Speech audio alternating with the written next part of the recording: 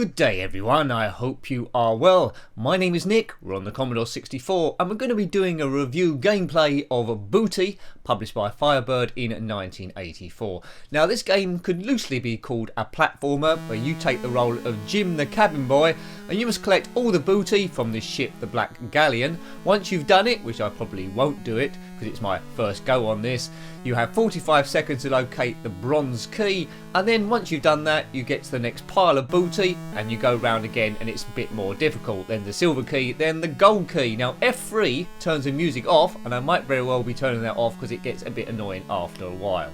So you've got the idea, these coloured keys go through the corresponding coloured doors, and occasionally a pirate will come along with a sword or the ship's parrot, and you must avoid those with timings. You can't shoot them or anything like that. So that's the music taken care of. Let's see how far we can get. So it looks quite pretty graphically. Moves a bit unusual, but there we go. Very different to the ZX Spectrum version, which I quite like. This one seems to be okay as well.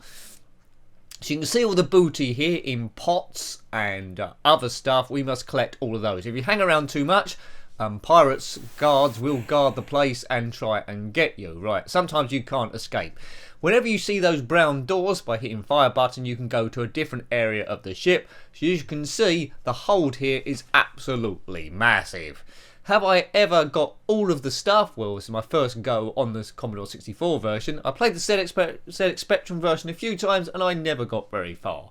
But it's all about seeing the gameplay, how it plays, graphics and sounds. You can decide if you own the actual machine, a C64 Mini or an emulator, whether it's worth tracking down. It seems to be okay. It's not super exciting. And now here's the main flaw of the game. I can't get out the way of this thing. I can't attack it. I've got no bombs to shoot it with that I'm aware of. I'm doomed. Oh dear. Hello.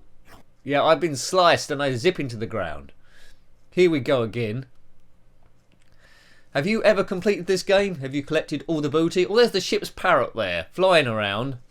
He will kill you. He's an evil parrot. Yes, I'm a pirate, says I. I've never been cast in a Pirates of the Caribbean film. Are they going to make any more? I'd love a bit role, but it won't happen. Aye aye, Captain. It's Jim the cabin boy. Come on, sir. Through here. A lot of these games as a kid turned into an exploration game, and this one for me I think would have turned into that also. You can only carry one key at a time, so if you pick up one, the one you've just picked up might teleport back to where you picked it up originally. It's an odd sort of ship. They've got lots of keys and lots of different doors. It seems a bit like a health and safety problem to me. It's a fire hazard, and as we know, fires happen quite a lot if those carrying rum and stuff. These ledges are quite evil to get on. Jim can't fall any distance. If he falls any distance more than about 3 inches, he seems to die. Who designed this ship? Right, let's see if I can get onto this, but it's very tricky and we've missed it and we fall to our death. Game over. It's game over, laddie. Yeah, so we'll have a few goes. Firebird, 1984, and generally Firebird put out some pretty good games. You can't go to the top of the ship. You're just in the hold, so you never go above into fresh air, so to speak, which is a bit weird. Yeah, so we've seen all the gameplay already. I'm immediately running out of things to say. The stages do look quite similar, but it's colourful enough and I do like it. It's not bad. Would have got good reviews at the time, I think. Holds together quite well. I'm a little bit bored though, to be honest. It's a pity you can't have the music on all the way through. Well, you can, but it gets very, very repetitive, and it's not the sort of tune you want in your ears a lot. A lot of these 8-bit games did have repetitive tunes. Some seem to work better than others. Were a bit kinder on the ear. Manic Miner and Jet Set Willy on the ZX Spectrum were great. I do like the SID chip that the Commodore 64 has. It can put out some cracking tunes, but quite often with some of the games it seems like the writers weren't really that bothered about it. Maybe it's tricky doing in-game music and play at the same time, different from the main theme music at the start. These pirates that come across with their swords look quite small. I don't know why Jim the cabin boy can't kill them. It's a bit weird that Jim the cabin boy is taller than all the grown-up pirates. Why is that? Graphics on them is not as good as Jim. Let me know what your favourite pirate game is. There's The Secret of Monkey Island, a point-and-click game on the Commodore Amiga, and maybe a few others I haven't come to quite yet, because the only reason why text adventures and point-and-click games seem to be a bit trickier to turn into an entertaining review. And there's always someone that's completed the game, and they'll get really frustrated I'm not being able to work it out. So that's the only reason why. There's a Hobbit there, Adrian Mole, various other ones. There's a few pirate pinball games that I like on the Pinball Arcade. I'm not sure if they're still available, so that might be a bit of a bad reference. Hopefully Farsight do a Pirates of the Caribbean table at some point, or even Zen Studios, their Pinball FX3. That would be quite welcome. Be very welcome indeed, actually. And Total Recall while we're at it. But let's concentrate on this game. It's Booty. I'm not sure if I prefer the ZX Spectrum version or the Commodore 64. They feel like different games, really. They're trying the same thing, but they're very different results. I don't think I'm going to complete this game all on one go. Lots of treasure here. So they've obviously looted a few galleons at sea, boarded them, plundered them, and all sorts of stuff. Well, that's talking about plundered. That's a good game on the ZX Spectrum. I'm not sure it came out on the Commodore 64. A game called Plunder. That's a sort of like, well, loosely, well, it's not really point and click. It's like an adventure game. You're controlling a galleon going around a map or a warship, and you must find the Spanish Armada. You can attack ships in the open water. You can decide whether to, you know, if you find a volcanic island, you can decide whether to explore it or not. It's quite good. It's quite good. There's seaports to buy cannons and stuff.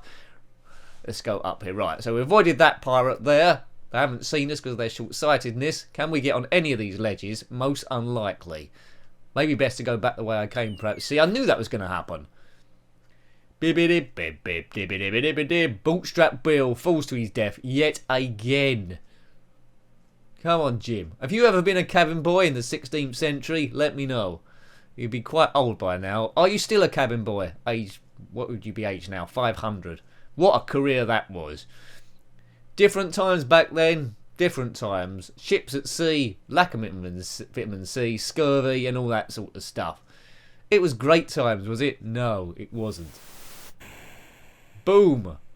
I'm sure I should be using that bomb in a better way. Let me know what I should be doing that bomb. Maybe I can blow up the pirates, maybe.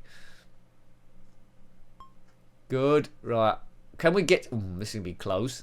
Ooh, boom. See you later. See you later. So yeah, cool. Avoided three pirates and 2 parrots.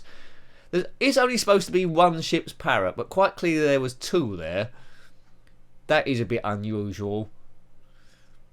Or did Tom Jones say it wasn't unusual? I think it is unusual, Tom. Oh. Yeah, it's getting a bit hectic now. So we've got all the treasure on this screen. We need to venture somewhere else. It's getting a bit active here. Let's go through this door. And more booty, more stuff to do. Quite a few screens here, so you wouldn't have completed this on your first go. So there's a bit of longevity here if you like these sort of games. The chap can't jump, which is quite unique for platform games. It's all about timing and seeing where things are. But cool, look all the treasure in here. Loads of stuff. Shall we risk trying to get on one of those moving ledges? It could mean instant death for me. Well, you know, you only live once, especially if you're a cabin boy. Let's try it. I think you need to get right on it as it's dead level, or you've had it. Hooray! Right, now, oh dear, now we need to get off this one. Boo! Hooray, followed by boo. And we're back here.